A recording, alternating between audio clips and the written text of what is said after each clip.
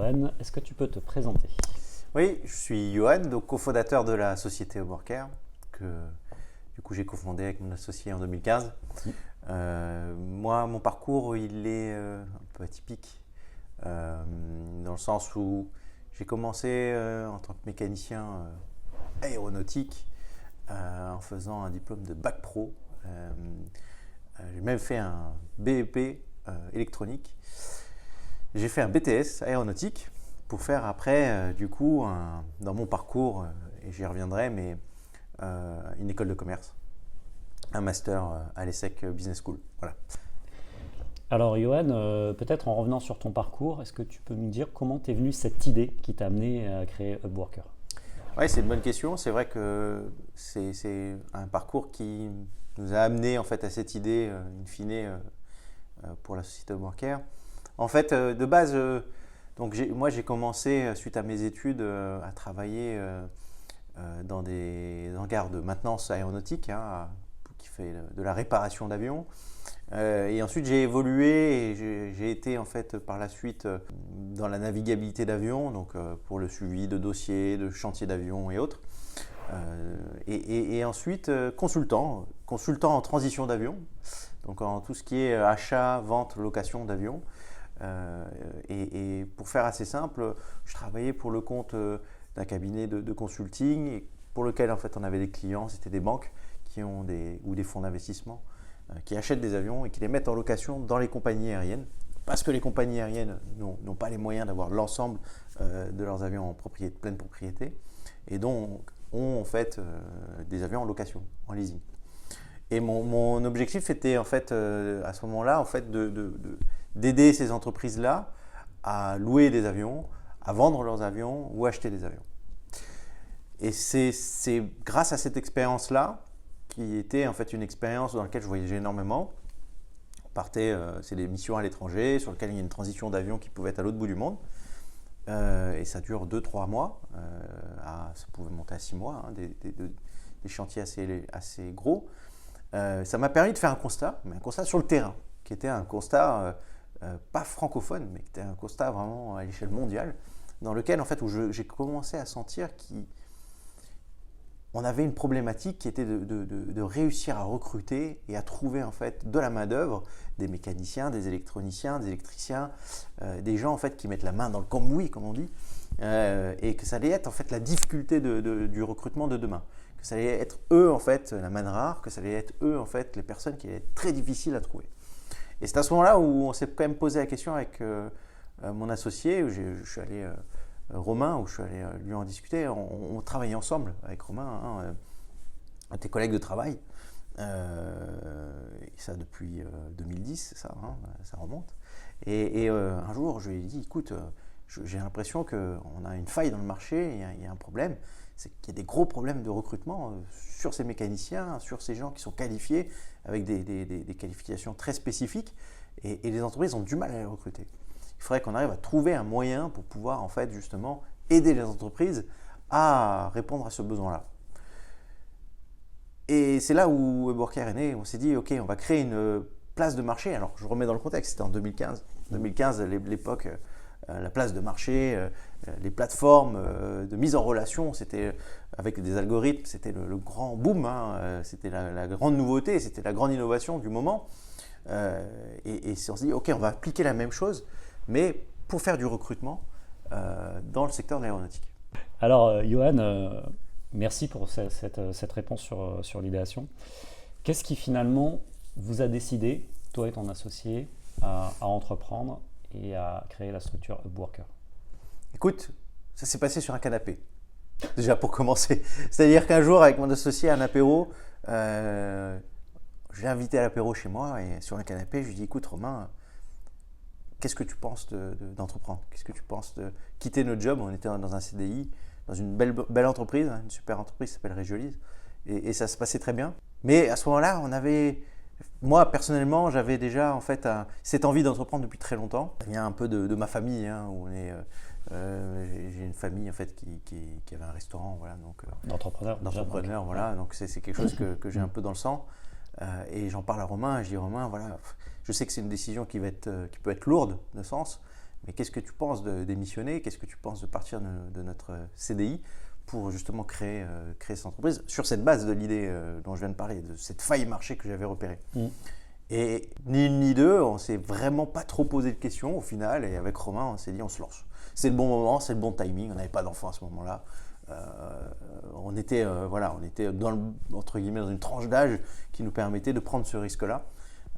Et assez rapidement, au final, on s'est dit, ok, on a commencé à se pencher sur le sujet, à se pencher sur l'idée, construire le business plan. Hein. Une fois que tu t'es effectivement décidé, vous êtes décidé à vous lancer, quelles ont été les premières étapes qui ont été dans ce moment de création d'entreprise? La première étape, ça a été Pôle emploi. Ça, c'est la première étape, la première case.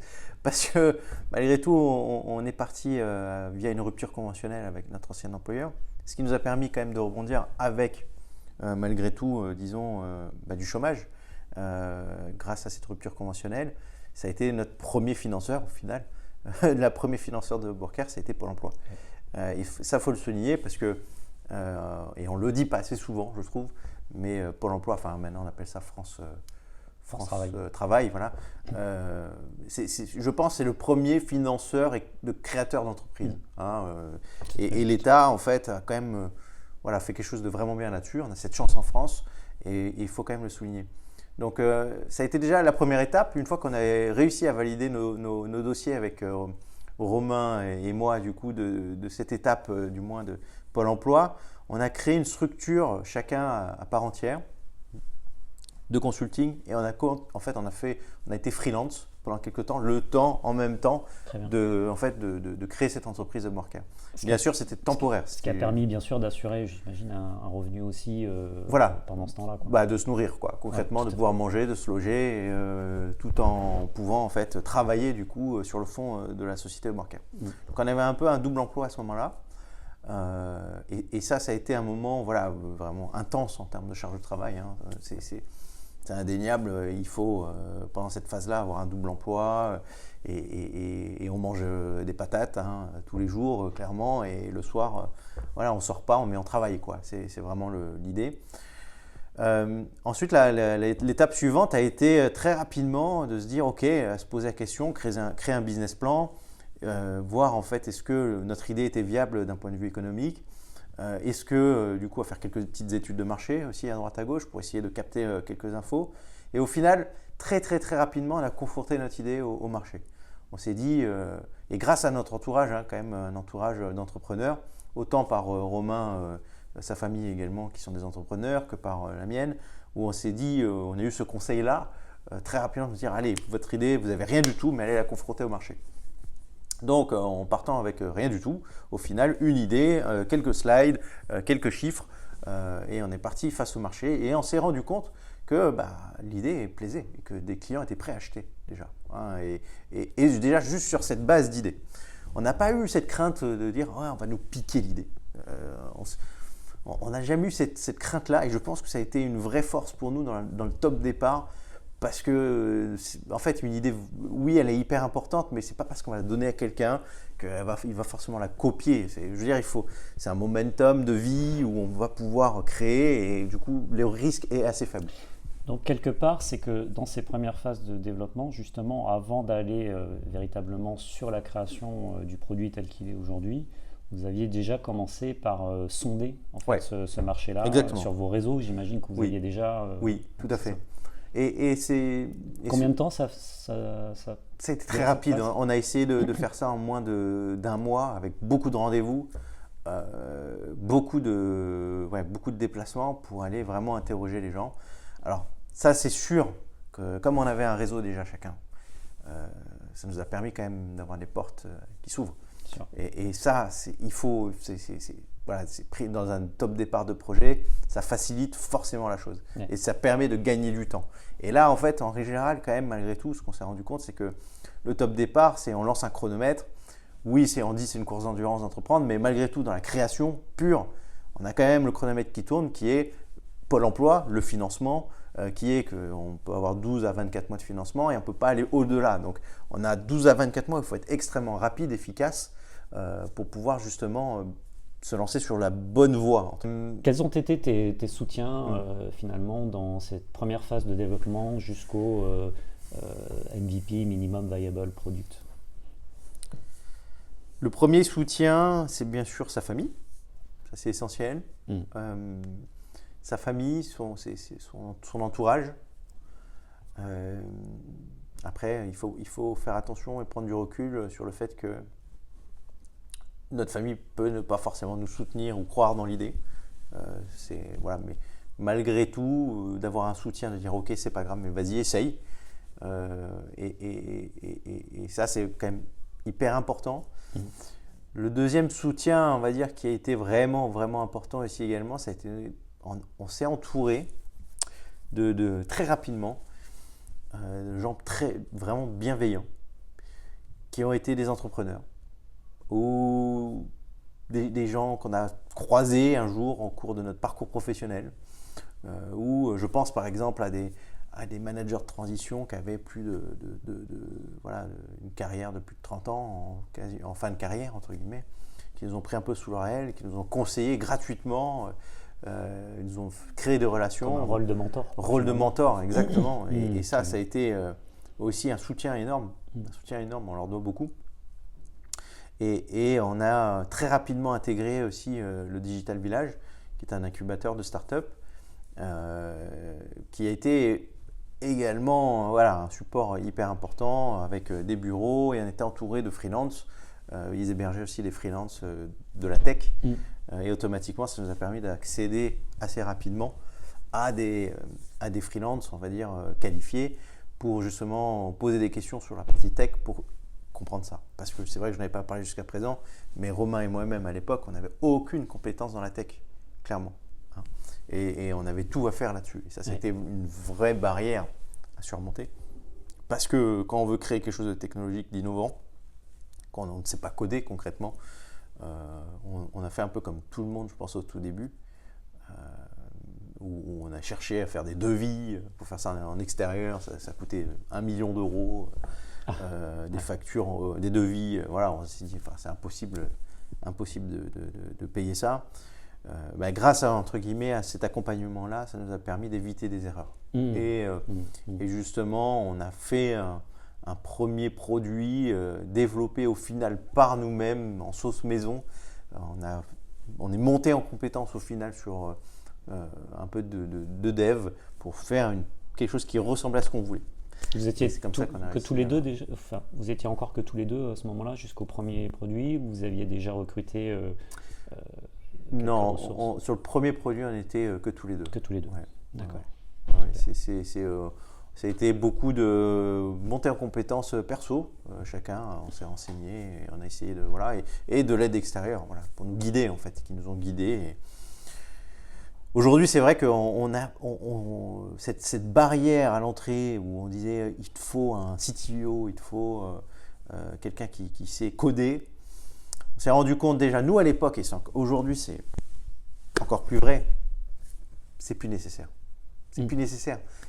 Il y a des boîtes comme Bubble ou des entreprises qui sont, ou des WordPress par exemple. On peut aujourd'hui déjà, partant sur des bases, avoir déjà un produit qu'on peut modifier soi-même et partir avec une idée et le présenter et le confronter très rapidement ça en fait au marché.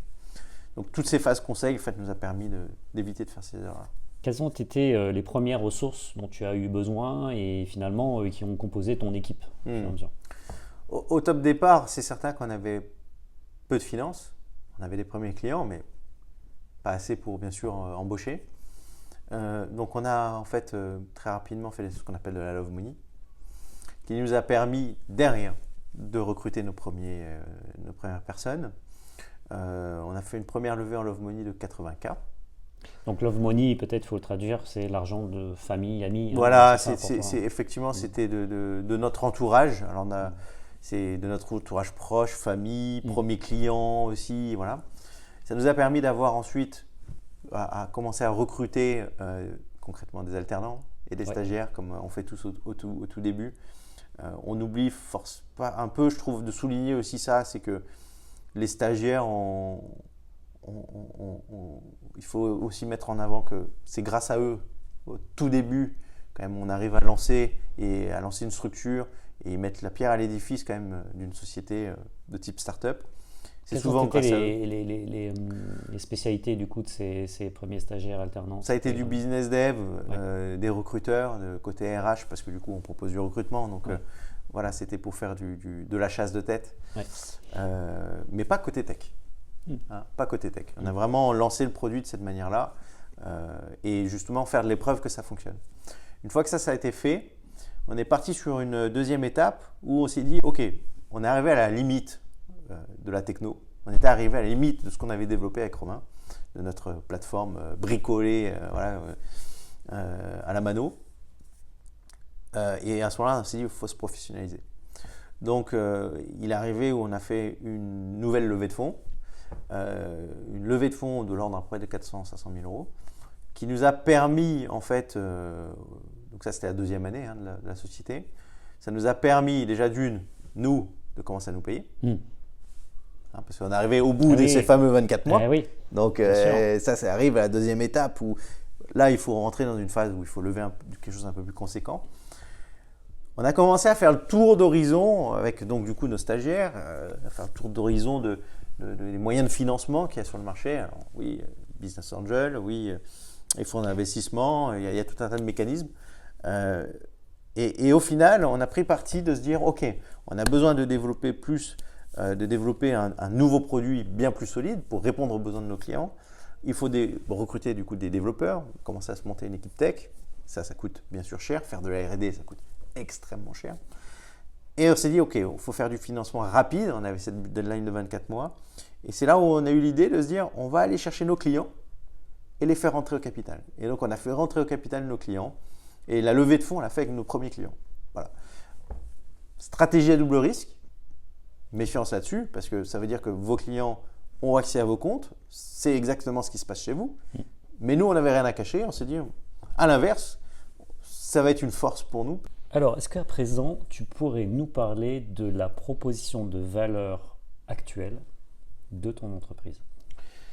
En fait, la proposition de valeur est de venir amener un service qui nous permet à nos recruteurs, mais également à nos clients, d'accélérer en fait leur recrutement au travers donc du coup de notre outil informatique que nous avons développé par nous-mêmes via de l'IA et de l'algorithmie, dans lequel en fait on vient accélérer les processus de recrutement et surtout en fait pouvoir faire savoir en fait aux talents qui recrutent, quelles sont leurs valeurs, qu'est-ce qu'ils recherchent et à quels besoins ils peuvent répondre.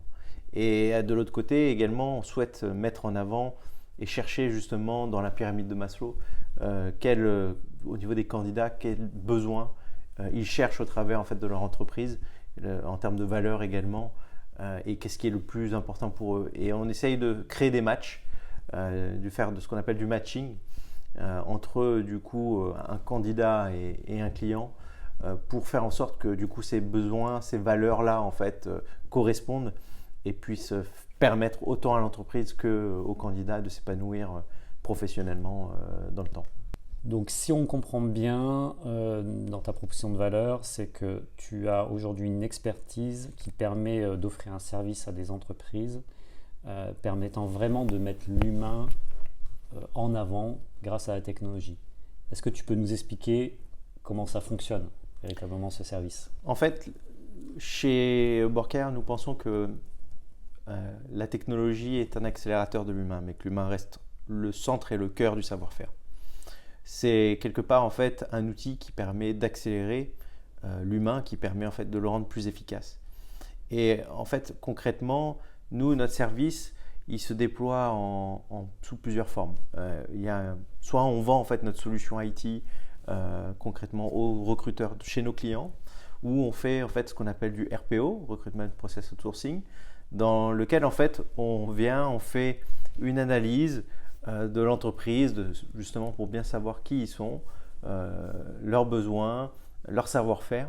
On communique dessus sur qui ils sont, quel recrutement ils ont en cours, et on fait quelques vidéos, quelques prises photos de dirigeants également, de managers et d'opérationnels, et dans lequel on projette les candidats en fait sur leur futur emploi. Et en plus de ça, on a donc nos recruteurs experts du secteur de l'aéronautique qui, eux, interviennent pour le compte de nos clients et vont concrètement aller faire de l'approche directe auprès de ces candidats-là pour le compte de nos clients. Et ça, en fait, de manière full-time ou part-time. En fait, c'est un service qui permet vraiment de s'adapter avec une grande flexibilité aux besoins de nos clients. Autant sur l'ensemble de leur processus de recrutement. Ils peuvent prendre un bout, un bloc, c'est une offre à tiroir. Et grâce à ça, en fait, on répond à leurs besoins grâce à cette flexibilité et cette agilité qu'on leur apporte. Alors, si on zoome un peu dans cette partie matching entre les offres d'emploi d'un côté et nos demandeurs, quelles sont un peu la typologie des métiers qu'on va retrouver dans ce secteur-là spécifiquement? En fait, de base, en 2015, quand on a lancé le service, quand on a créé Worker, on avait pour objectif de cibler principalement les métiers qui sont les métiers dits de col bleu. C'est-à-dire que les personnes qui sont vraiment les mains dedans, qui sont des mécaniciens, des techniciens, ceux qui travaillent au quotidien en fait sur l'avion, c'était vraiment à la base, c'est le cœur en fait des métiers sur lesquels en fait on avait cette proposition de valeur et de service. Pourquoi ? Parce que moi-même venant du terrain, je me suis rendu compte que malheureusement en fait ces personnes-là d'une part n'étaient pas forcément aidées et outillées pour trouver en fait des jobs à l'époque et surtout pour pouvoir en fait mettre en valeur les différentes entreprises et les différents jobs. Mais surtout j'ai fait le pari à l'époque avec Romain que ça allait être les métiers en tension qui allaient venir et ça a été effectivement le cas. Donc principalement ça a été ces métiers col bleu, mais après par la suite on s'est développé bien sûr sur du col blanc et aussi sur du dirigeant. On fait de la chasse de tête de type exécutive, on place aussi des dirigeants d'entreprise. Donc on est vraiment sur toutes les strates en fait qu'il peut y avoir au sein de l'entreprise, mais en restant sur la cible aéronautique, des constructeurs d'avions, des opérateurs, des compagnies aériennes, de sociétés de services. Du coup, comment fonctionne ton modèle économique ? Le modèle économique, le nerf de la guerre. Déjà pour commencer, c'est vrai que notre modèle économique a évolué dans le temps. Étant en fait au tout début sous un modèle très classique et traditionnel, on l'a fait évoluer dans le temps pour justement avoir un modèle économique innovant qui colle à l'innovation qu'on a portée. C'est toujours pareil, c'est très compliqué de mettre un modèle économique sur quelque chose d'innovant qui n'existe pas sur le marché. Donc il faut la créer également. Donc ce modèle économique aujourd'hui, c'est quoi ? C'est concrètement, on apporte à nos clients donc du coup du service IT mais humain. Et c'est chez nous en fait un système d'abonnement sur un système de fees, on appelle ça un fees, donc un abonnement mensuel avec ou sans engagement, dans lequel en fait nos clients vont payer un prix fixe et vont avoir en adéquation en fait un nombre de recruteurs donnés qui vont travailler pour eux. Et peu importe le nombre de placements, peu importe le nombre de recrutements qu'ils ont en objectif, le tarif reste le même. Et ça, c'est innovant. Pourquoi ? Parce que de base, dans notre métier de recrutement, de société de service, à la base, c'est vraiment un système, on va dire, où il y avait un système de commission au placement, à la chasse. Et en fait, en fonction, il y avait une commission très élevée qui s'appliquait à l'entreprise. Voilà. Et nous, on a voulu briser ces codes par le fait d'amener justement un abonnement mensuel sur lequel en fait, nos clients peuvent se projeter concrètement sur l'année dans leur plan de financement et leur plan de dépenses de sous-traitance et ce à un prix fixe. Est-ce que finalement ton positionnement et du coup ton modèle économique, c'est pas juste suite à l'évolution actuelle du marché du recrutement en France ? Exactement, c'est tout à fait ça. Le fait que en fait, la balance se soit inversée clairement entre l'offre et la demande. Quand je dis l'offre et la demande, c'est entre un besoin d'offre d'emploi et un candidat. La balance s'est inversée, les candidats aujourd'hui, on en manque.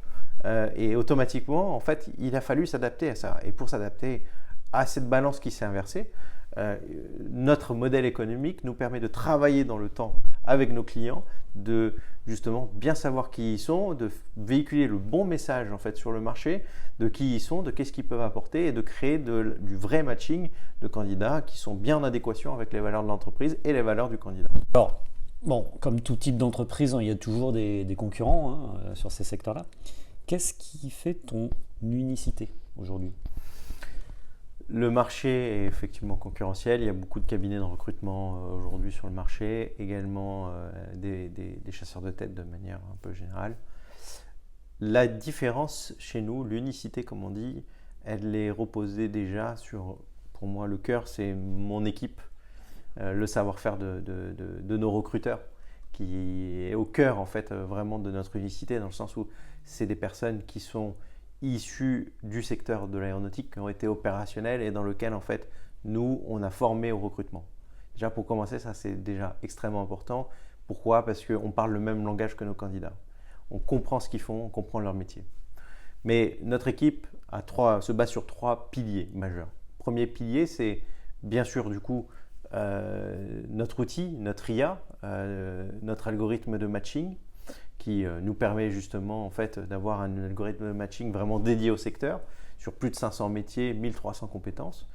Le deuxième pilier, c'est la data. Du coup, on a beaucoup de data, donc ça nous permet également à nous en fait de rendre agiles nos entreprises, nos clients en fait, parce qu'on peut leur donner très rapidement en fait un retour marché de est-ce qu'ils sont dans les clous ou pas dans les clous par rapport en fait au salaire, par rapport aux compétences qu'ils recherchent et autres. Et le dernier point, c'est bien sûr notre expertise aéronautique. C'est globalement, c'est vraiment le troisième pilier sur lequel en fait on se repose. Donc ça fait quelques années maintenant que tu es accompagné par le village. Quel est ton retour aujourd'hui tout simplement sur cet accompagnement? Qu'est-ce que ça a pu t'apporter? On a, pour rappel, ça fait 7 ans qu'on existe, 8 ans même qu'on existe. On est passé sur les phases donc, du coup d'incubation, de seed, et on est passé ensuite en phase d'accélération. Et c'est à ce moment-là on a rejoint le village ByCA, et également on a rejoint le village ByCA dans une période qui était critique, qui était le Covid. Et en fait le village nous a permis concrètement de passer cette barrière, passer déjà cette étape où il y a eu un retournement du marché Covid, qui a fait que en fait, le village ByCA baille son expertise par sa connaissance du coup, disons, de l'accompagnement vraiment des startups et en l'occurrence des dirigeants, nous a permis en fait d'avoir de l'agilité, nous a permis en fait de prendre du recul et de sortir la tête du guidon du quotidien, parce que c'est le risque quand on est englué dans le quotidien, on peut par moment ne plus avoir la tête assez lucide pour prendre les bonnes décisions.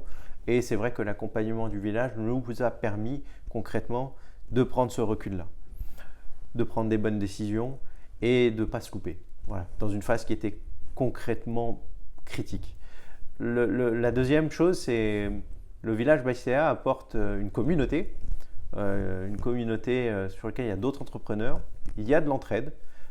Souvent on entend ça dans beaucoup d'autres structures d'accompagnement, mais c'est vraiment le cas au village ByCA, dans lequel en fait on s'entraide réellement, que ce soit moralement, mais même d'un point de vue compétence.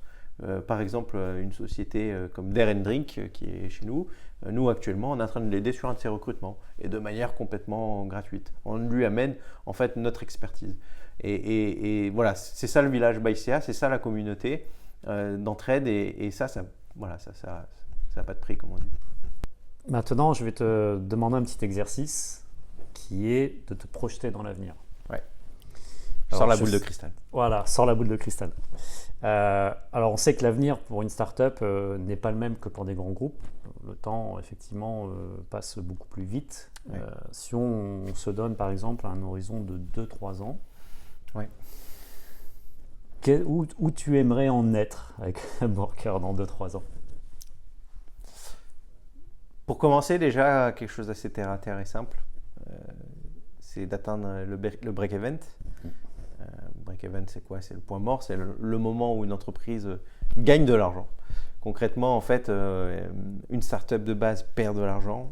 C'est Pour rappel, scaler en fait un marché, ça veut dire que faire beaucoup d'investissements, peu d'entrée d'argent versus l'investissement effectué de coûts de R&D.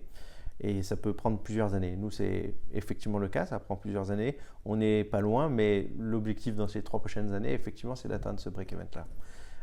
Et ça, c'est vraiment l'objectif prioritaire de la société. Donc, déjà pour commencer ça, la deuxième serait bien sûr de pouvoir se développer beaucoup plus à l'étranger aussi également.